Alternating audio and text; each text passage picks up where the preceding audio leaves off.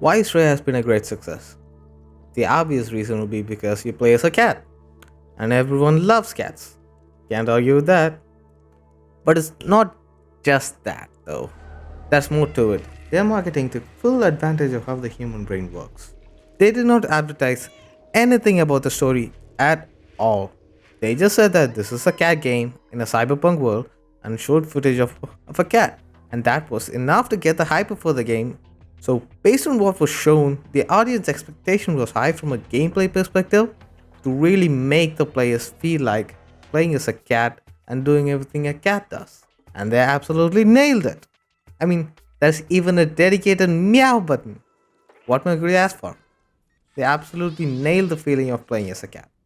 But since they didn't tell anything about the story, we didn't know what to expect. Their expectations were much lower for the story aspect of the game. So when the game released with a story, that can be rated above average, but not amazing by any means. It was a pretty decent story.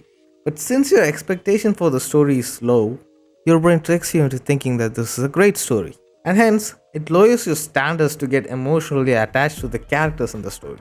Which I did, by the way. I got really sad by the end. But I'm not gonna spoil anything here, don't worry. So instead of what other game companies are doing, which is overpromise, sell, underdeliver. We all know what a disaster that was. Stray did the complete opposite. They underpromised, sell, and overdeliver. It doesn't matter what the scale of the promise is.